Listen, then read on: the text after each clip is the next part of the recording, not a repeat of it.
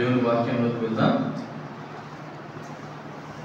మొదటి పేతురు రాసిన పత్రిక, పేతురు గారు రాసిన మొదటి పత్రిక 4వ అధ్యాయము 16వ వచనం. 1 Peter 4:16. पत्रोस लिखे सो पहला पत्र 4th अध्याय 16वां वचन.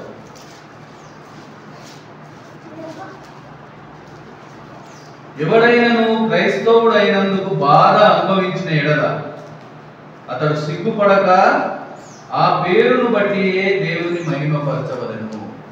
దేవుడి వాక్యములను దీవించుగాక. ప్రియ సంగమా, ఈరోజు వాక్యం ద్వారా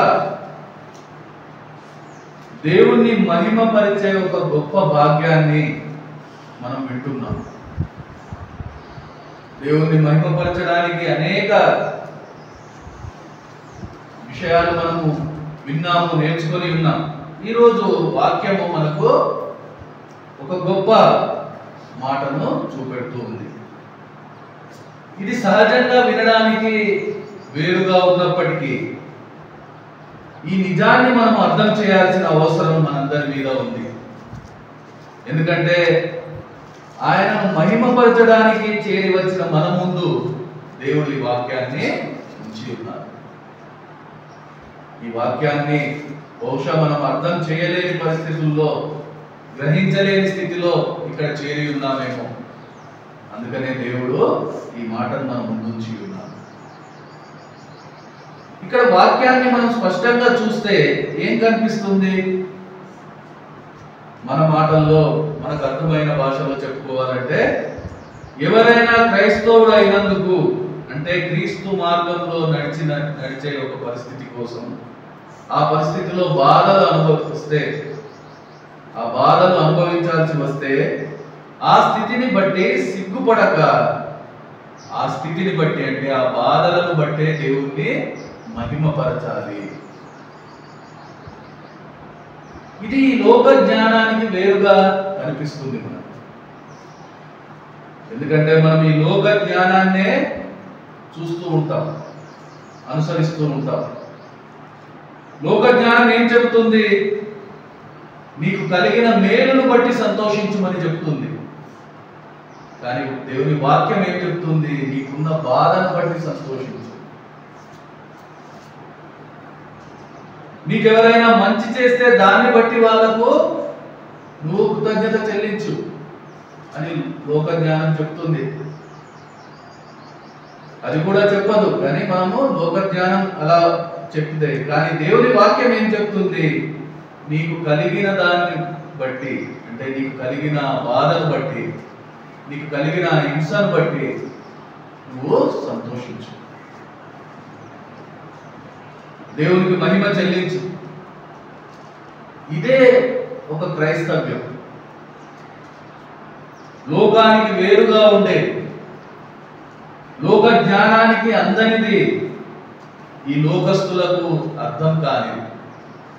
కానీ విచారం ఏమిటంటే, ఈ లోకం నుంచి దేవుడు వేరుపరిచిన మనం కూడా ఈ విషయాన్ని మనము సరిగ్గా అర్థం చేయలేకపోతున్నాం. అందుకనే దేవుడు ఈ మాటను మనతో ఈరోజు మాట్లాడుతూ ఉన్నారు.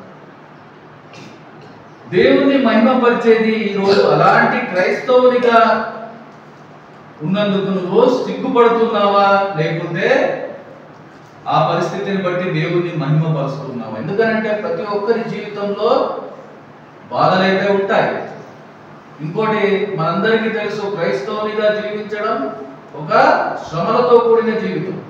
శోధనలు ఉంటాయి, శ్రమలు ఉంటాయి. అవి ఉన్నప్పుడు మనం ఎలా ఉంటున్నాం? దాన్ని బట్టి నిరాశపడుతూ ఉన్నామా, సిగ్గుపడుతూ ఉన్నామా, అయ్యో ఎందుకు మార్గంలో వచ్చానని అనుకుంటున్నామా, లేకుంటే వాటన్నింటిలో నుంచి దేవుణ్ణి చూడగలుగుతూ ఉన్నామా, దేవుని కార్యాన్ని చూడగలుగుతూ ఉన్నామా, దేవుణ్ణి మహిమపరిచే విధంగా ఉన్నామా? ఈరోజు ఆయనను ఆరాధించడానికి సిద్ధపడే మనము ఒకసారి మనల్ని మనము పరిశీలన చేసుకోవాల్సిన అవసరం ఉంది. కొన్ని మాటలు వింటూ ఉంటాం, మనం కూడా చెప్తూ ఉంటాం, శ్రమలను క్రైస్తవ్యాన్ని వేరు చేయలేము అనే మాట అనేక సార్లు విన్నాం. అలాగే శ్రమలు లేని క్రైస్తవ జీవితం ఉండదని అనేక సార్లు మనం మాట్లాడుకున్నాం. శ్రమల ద్వారానే క్రైస్తవ జీవితం నడిపించబడుతుంది, గమ్యాన్ని చేర్చబడుతుంది. ఇలా ఎన్నో మాటలు విని ఉన్నాం.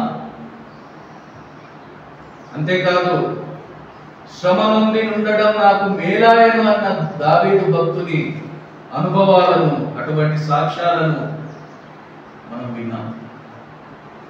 దేవునికి స్తోత్రం, హల్లెలూయా. దేవుడి మాటలన్నీ మనకు వినిపించి ఉన్నారు. కానీ ఈరోజు మనం ఒకసారి ఆలోచన చేయాల్సిన అవసరం ఉంది. ఎందుకంటే మనం ఆలోచన చేయాల్సింది ఏదైనా ఉంది అంటే, ఈరోజు దేవుడు వినిపించిన మాటలను కేవలం మనం వినేవారిగానే ఉంటున్నామా, లేదంటే విన్న దాన్ని అర్థం చేసుకున్నామా, అర్థం చేసిన దాని ప్రకారం ఆచరణ చూపిస్తూ ఉన్నామా, దాన్ని ఒక అనుభవంగా మార్చుకుంటూ ఉన్నామా? ఇది మనము ఒకసారి ఆలోచన చేయాల్సిన అవసరం ఉంది. ఎందుకంటే దేవుడు ఎన్నో మాటలు మనకు వినిపిస్తూ ఉన్నారు. ఎన్ని మాటలు మనం వింటున్నాం, ఎన్ని మాటలను అర్థం చేస్తూ ఉన్నాం, ఇంకెన్ని మాటలను మనము ఆచరణగా, అనుభవంగా మార్చుకుంటున్నాం. ఈ ఒక పరిశీలన మన జీవితంలో ఉండాలి. ఎందుకంటే ఈ పరిశీలన మాత్రమే దేవుణ్ణి ఆరాధించగలుగుతుంది. లేదంటే వస్తాం, ఇక్కడ కూర్చుంటాం, సమయం గడుపుతాం, వెళ్ళిపోతాం. అంతకు మించి ఇంకా ఏ ప్రయోజనము ఉండదు. ఈరోజు ఈ పరిశీలన మన జీవితంలో జరగాలి. మత్తయి సువార్త 5వ అధ్యాయం 10, 11, 12 వచనాలు మనం ఒకసారి జ్ఞాపకం చేసుకుందాం. అక్కడ ప్రభు యేసు స్పష్టంగా మాట్లాడి ఉన్నారు. నీతి నిమిత్తము హింసించబడు వారు ధన్యులు, పరలోక రాజ్యము వారిది. నా నిమిత్తము జనులు మిమ్మల్ని నిందించి హింసించి మీ మీద అబద్ధముగా చెడ్డ మాటలు ఎలా పలుకున్నప్పుడు మీరు ధన్యులు, సంతోషించి ఆనందించుడి, పరలోకమందు మీ ఫలము అధికమగును. ఇలాగున వారు మీకు పూర్వమందుండిన ప్రవక్తలను హింసించిరి. ఈ మాట శ్రమలనే గుర్తు చేస్తూ ఉంది. శ్రమ అనుభవాన్ని మన ముందుంచుతుంది. నిజమైన క్రైస్తవ అనుభవం నుండి శ్రమ వేరుపరచలేము మనం. ఈరోజు ఆ నిజమైన క్రైస్తవ అనుభవాన్ని మనం పొందుకోవాలంటే శ్రమలను భారంగా, శ్రమలకు దూరంగా వెళ్ళే ప్రతి ప్రయత్నము దాన్ని ఆపవలసిన అవసరం ఉంది మనం. ఇక్కడ మనం చూస్తూ ఉన్నాం, నీతి నిమిత్తము హింసించబడు వారు ధన్యులు. మనం హింసించబడినట్లయితే ధన్యులమని చెప్పడం లేదు, హింసింపబడినప్పుడు ధన్యులమని చెప్తూ ఉంది. అంటే హింసించబడడానికి కూడా మనం సిద్ధపడాలి. ఎందుకనంటే ఈ శ్రమ అనేది ఒక యాదృచ్ఛికమైనది కాదు, ఏదో సడన్ గా వచ్చేది కాదు. ఇది ఒక క్రైస్తవ జీవితంతో వేరుపరచలేని ఒక అనుభవం. ఇది ముందే మనకు తెలుసు, దేవుడు చెప్పి ఉన్నాడు మనతో. ఈ శ్రమల కోసం మనం సిద్ధంగా ఉండాలి. ఈ శ్రమలు, హింసలు, నిందలు అనేవి ఉంటాయి. వాటిని ప్రేమతో స్వీకరించి అనుభవిస్తూ ఉండాలి. వాటి నుంచి మేళ్లను వెతికే వారిగా ఉండాలి. కీర్తనకారుడు చెప్పినట్టు, నేను నీ కట్టడలను నేర్చుకున్నట్లు శ్రమ నుండి ఉండుట నాకు మేలాయను. ప్రతి శ్రమలో మనం మేలు వెతికే వారిగా ఉండాలి. నేటి క్రైస్తవులకు ఇలాంటి అనుభవానికి దూరంగా ఉంటూ ఉన్నారు. అందుకనే ఈ అనుభవం మనలో రావాలి. అలాగే మనం చూస్తే ధన్యతలు అనే మాట చూస్తూ ఉన్నాం. ఈ ధన్యతలు దేవుని ప్రజలు ఆయన వలన పొందే అత్యున్నతమైన ఆశీర్వాదాల జాబితా కాదు,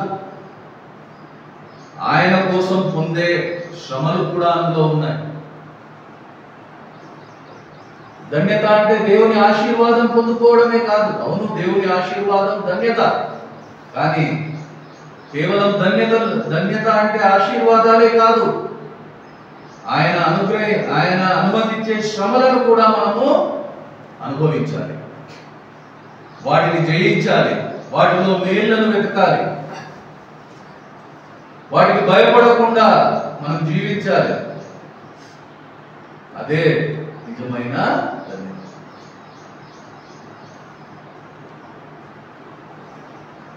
బైబిల్లోని అనేక వాక్యాలు ఈ నిజాన్ని చెబుతూ ఉన్నాయి. కొన్ని మాటలు మనం ఈ సమయంలో గుర్తు చేసుకుందాం. అపోస్తుల కార్యము 14:22. అక్కడ మనం ఏం చూస్తున్నాం? అనేక శ్రమలను అనుభవించి మనము దేవుని రాజ్యంలోనికి ప్రవేశింపవలనని వారిని హెచ్చరించింది. దేవుని రాజ్యంలోకి వెళ్ళడానికి మార్గం ఇదే. ఇది అనుభవించకుండా మనము దేవుని రాజ్యాన్ని చేరలేము. ఇది వాక్యం చూపెడుతున్న సత్యం. ఇది కాకుండా వేరే మార్గం లేదు. అలాగే 2 తిమోతి 3:12లో మనం చూస్తాం, క్రీస్తు యేసునందు సద్భక్తితో బ్రతుకను ఉద్దేశించి వారందరూ హింస పొందుతారు. ఇంకో మార్గం లేదు. నువ్వు నిజంగా మనస్ఫూర్తిగా దేవుని పక్షంలో నిలబడాలంటే, ఆయన పక్షంలో జీవించాలంటే ఈ హింస పొందుతావు. ఈ శ్రమలు నీకు తప్పవు. అలాగే ఫిలిప్పీ పత్రికలో మనం చూస్తే 1:29-30 వచనాలను చూస్తే, ఏలైనగా మీరు నా యందు చూచినట్టు నా యందు ఉన్నదని మీరు ఇప్పుడు వినుచున్నట్టు పోరాటము మీకును కలిగి ఉన్నందున క్రీస్తునందు విశ్వాసం ఉంచుట మాత్రమే కాక ఆయన పక్షమున శ్రమపడుటయు ఆయన పక్షమున మీకు అనుగ్రహింపబడెను. ఈరోజు విశ్వాసం అని చెప్పుకుంటున్నాం. ఆ విశ్వాసానికి కర్త అయిన దేవుడు, ఆ విశ్వాసం మనలో పుట్టించిన వాడు ఆయనే. అదే దేవుడు ఆయన పక్షమున శ్రమలను కూడా మీకు అనుగ్రహించి ఉన్నాడు. ఆయన ఇచ్చిన మేళ్లను తీసుకోవడానికి ఇష్టపడుతూ ఉన్నావు, సిద్ధపడుతూ ఉన్నావు.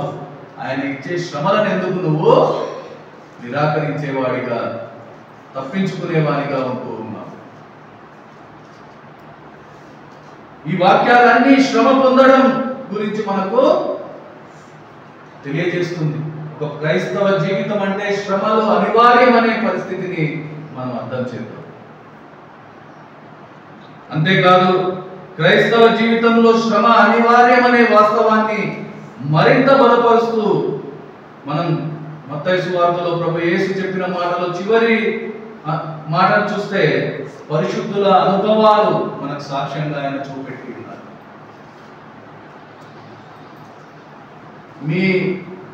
ఇక్కడ మనం మరొకసారి అదే చూద్దాం ఆ మాటను. ఈలాగున మీకు పూర్వమందుండిన ప్రవక్తలు హింసించబడేవి.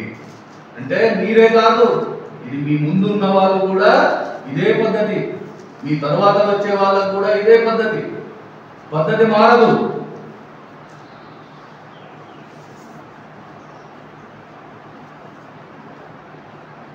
అన్ని కాలాల్లోనూ ఈ లోకం యొక్క ద్వేషాన్ని వాళ్ళు చూశారు.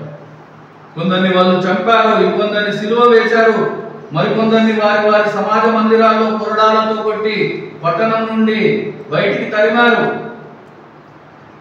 మత్తయి సువార్త 23 అధ్యాయంలో మనం చూస్తే 34 నుంచి మనం చదివితే, ఇదిగో నేను మీ యొద్దకు ప్రవక్తలను, జ్ఞానులను, శాస్త్రులను పంపుచున్నాను. మీరు వారిలో కొందరిని చంపి సిలువ వేయుదురు, కొందరిని మీ సమాజ మందిరంలో కొరడాలతో కొట్టి పట్టణం నుండి పట్టణమునకు తరుముదురు.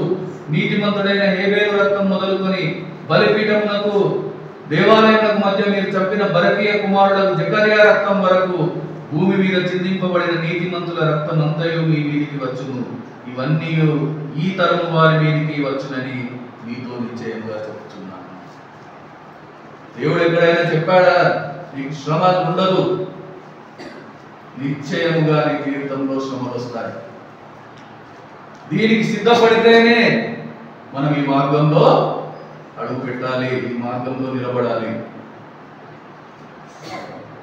ఎందుకంటే ఈ లోకం ఏ ఒక్క ప్రవక్తను కూడా సాధారణంగా అంగీకరించలేదు.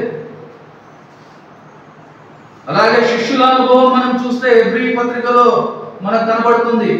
కొందరైతే మరి శ్రేష్టమైన పునరుద్ధానం పొందగోరి విడుదల పొందనులకు యాతన పెట్టబడిరి, మరికొందరు తిరస్కారములను, కొరడా దెబ్బలను, మరి బంధకములను, ఖైదును అనుభవించిరి, రాళ్లతో కొట్టబడిరి, రంపంలతో కోయబడిరి, శోధింపబడిరి, ఖడ్గంతో చంపబడిరి. అలా వాళ్ళు పొందిన శ్రమలు అక్కడ దేవుడు చూపిస్తూ ఉన్నాడు. శిష్యుల అనుభవం ఆదిమ సంఘంలో అలాంటి పరిస్థితిని వాళ్ళు అనుభవించారు. అలాగే ప్రభు యేసు చెప్పిన మాటలో కూడా స్పష్టంగా ఆయన నిశ్చయంగా చెబుతూ ఉన్నాడు, మీకు పూర్వమందు ఉండిన ప్రవక్తలు ఇదే పొందారు, మీరు కూడా ఇదే పొందారు. ఈ విధంగా ఎన్ని చూసినా, ఎన్ని అనుభవాలు వెతికినా శ్రమ లేని క్రైస్తవ్యం కనబడటం లేదు. క్రైస్తవుడు క్రీస్తు స్వభావంలోనూ ఆయన పరిచర్యలోనూ ఏ విధంగా పాలిభాగస్తులవుతాడో అలాగే ఆయన శ్రమలలో కూడా, ఈ లోకంలో ఆయన ఎదుర్కొన్న ప్రతి చేదు అనుభవంలో కూడా పాలిభాగస్తుడు కావలసిందే. అదే ఒక క్రైస్తవ జీవితం, అదే ఒక క్రైస్తవ అనుభవం. ఈరోజు ఆ అనుభవాని కోసం నువ్వు ఆశపడుతూ ఉన్నావా?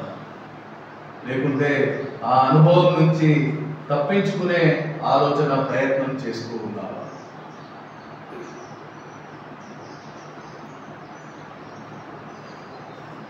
ఒకసారి ఆలోచన చేయాల్సిన అవసరం ఉంది సంగతి. ఇవన్నీ వాక్యం ద్వారా, అనుభవాల ద్వారా సాక్ష్యాలుగా మన ముందు ఉన్నప్పటికీ నేటి క్రైస్తవ్యం ఎంతో భిన్నంగా కనబడుతుంది. చాలా సంఘాలు ఈరోజు ఏ శ్రమలు లేకుండా ఉండడానికి ఇష్టపడుతూ ఉన్నాయి. ఆ శ్రమ అనుభవాలకు దూరంగా ఉంటున్నాయి. ఇక్కడ ఒక మాట మనం మర్చిపోకూడదు. ఎందుకంటే శ్రమ అనగానే మనము వేరే ఆలోచన చేస్తాం. మనం చేయాల్సిన పనులు చేయకుండా, మన బాధ్యతలు నెరవేర్చకుండా మనకు మనంగా కొని తెచ్చుకున్నవి కాదు. ఆ శ్రమల గురించి దేవుడు మాట్లాడడం లేదు. దేవుని కోసం పడే శ్రమలు.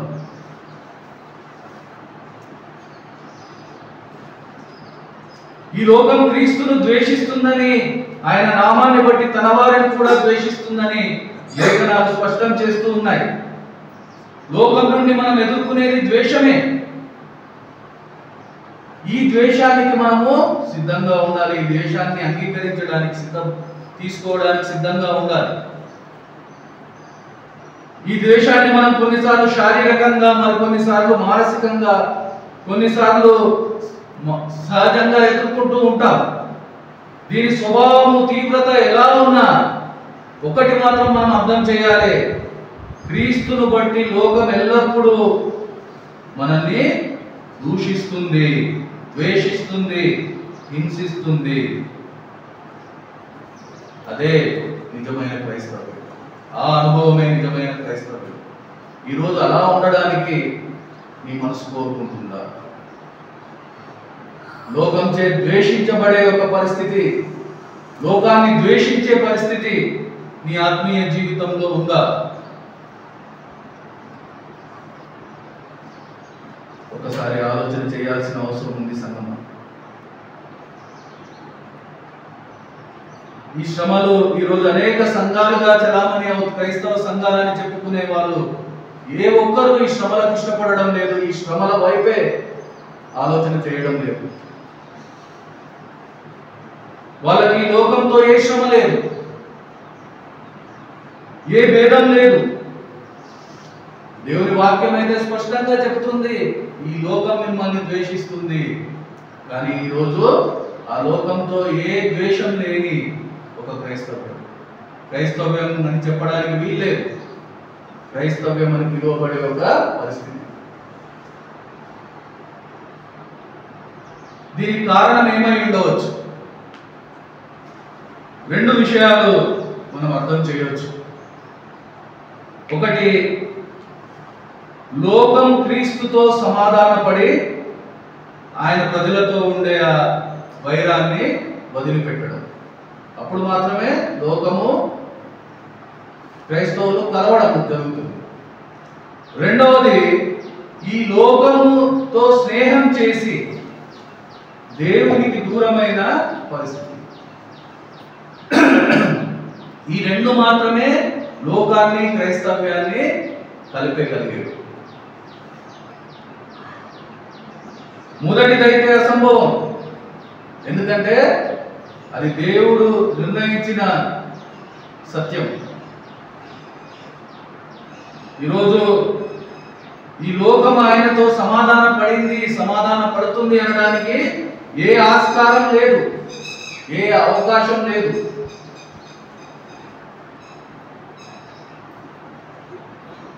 ఈ మొదటిదైతే సరైన వివరణ కాదు. ఇక మిగిలింది రెండవది మాత్రమే. సంఘమే లోకంతో స్నేహం చేస్తుంది. అందుకని వాక్యం అనేక సార్లు మనల్ని హెచ్చరిస్తుంది, ఈ లోక స్నేహం దేవునితో వైరమని మీరు ఎరుగరా, కాబట్టి ఎవడు ఈ లోకంతో స్నేహం చేయకూడనో వాడు దేవునికి శత్రువగును. ఈరోజు దేవుని సన్నిధిలో మనం వస్తూ ఉన్నాం. ఆయన స్నేహితునిగా, ఆయన సంబంధిగా మనం వస్తూ ఉన్నామా, ఆయన శత్రువుగా ఉండడానికి మనం వస్తూ ఉన్నామా?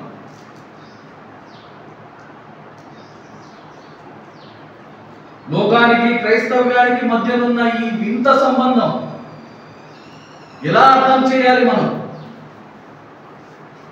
దేవుని వాక్యానికి విరుద్ధంగా, దేవుని ఉద్దేశానికి విరుద్ధంగా, దేవుని సత్యానికి విరుద్ధంగా ఈరోజు నీవు నేను కొనసాగించే ఈ సంబంధాన్ని ఎలా అర్థం చేద్దాం? దీనిని వివరించడానికి ఆయన మాటల కంటే శ్రేష్టమైన మాటలు ఇంకేమీ లేవు. అందుకనే ఒక మాట చూడడానికి ఇష్టపడదాం. యోహాను సువార్త 15:19. మీరు లోక సంబంధులైన ఎడల లోకం తన వారిని స్నేహించును. ఇది ఒకసారి మనం నిశ్చయం చేసుకోవాల్సిన అవసరం ఉంది. ఈరోజు లోకం నిన్ను స్నేహిస్తుంది, లోకంతో నువ్వు సంబంధం ఉంచుతూ ఉన్నావంటే నువ్వు లోక సంబంధివే.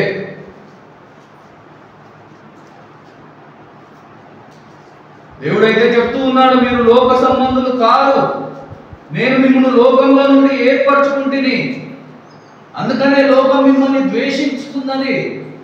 ఈరోజు లోకం మిమ్మల్ని ద్వేషించడం లేదు, లోకంతో మీరు స్నేహం చేస్తూ ఉన్నారంటే ఏది నిజం? ఏదైనా ఒకటే నిజం ఉంటుంది. నువ్వు లోక సంబంధివా, దేవుని సంబంధివా?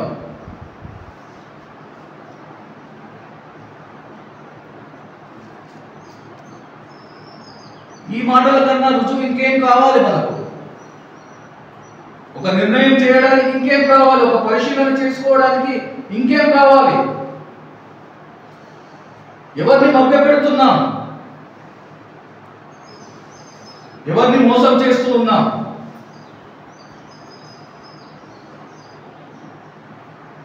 దాసుడు తన యజమానుని కంటే గొప్పవాడు కాడని నేను మీతో చెప్పిన మాట జ్ఞాపకం చేసుకోండి.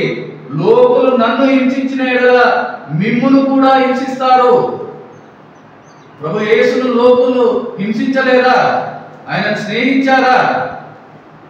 మరి ఆయనను హింసించిన ఈ లోకం నిన్నెలా ప్రేమిస్తుంది? నువ్వెలా ప్రేమిస్తున్నావు? నువ్వెలా ఆ లోకంతో సంబంధం ఉంచుతున్నావు? అయితే వారు నన్ను పంపిన వారిని ఎరుగరు కనుక నా నామము నిమిత్తమే వీటినన్నింటినీ మీకు చేయదు. వాళ్ళు ఎరగరు. ఈ లోకం దేవుణ్ణి ఎరగలేదు కాబట్టి ఇవన్నీ చేస్తుంది. మరి నువ్వు దేవుణ్ణి ఎరిగావా? ఎరిగిన నీవు చేయవలసిన పని ఇదేనా?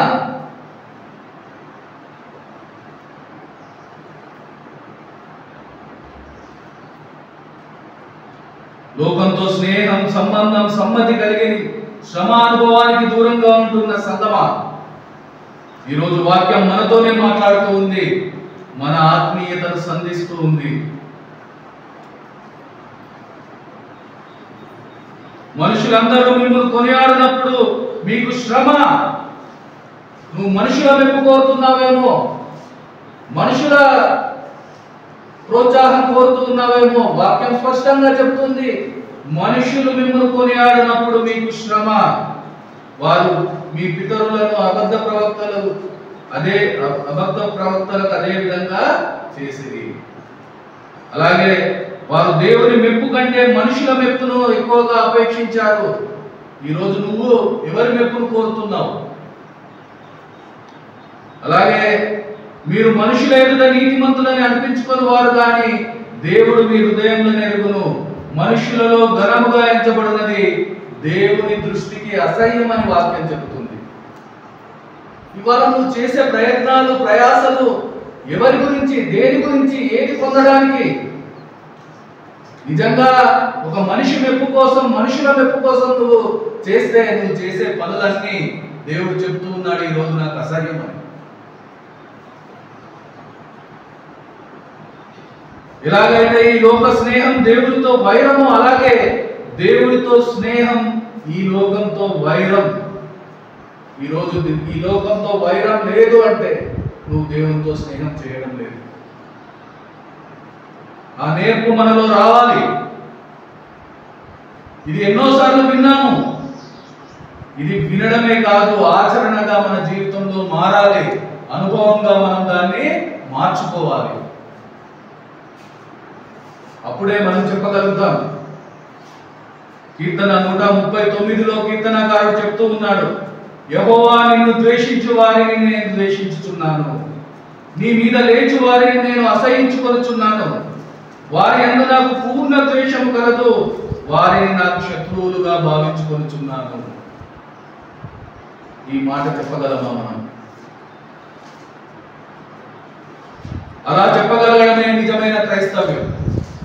అలా చెప్పగలగడమే నిజమైన క్రైస్తవ శ్రమానుభవం కలిగి ఉండడం. ఆ క్రైస్తవ్యం ఏ రోజు శ్రమలకు భయపడదు. ఆ క్రైస్తవ్యం ఏ రోజు శ్రమలకు బాధపడదు. ఆ క్రైస్తవ్యం ఏ రోజు శ్రమలకు సిగ్గుపడదు. పైగా ఆ శ్రమలన్నింటిని బట్టి దేవుణ్ణి మహిమపరుస్తుంది. ఈరోజు ఆయన సన్నిధిలో నిజంగా మనం ఆయనను మహిమపరచడానికే వస్తే ఈ పరిశీలన లేకుండా ఆయనను ఆరాధించడానికి మనం సిద్ధపడదు. సంగతి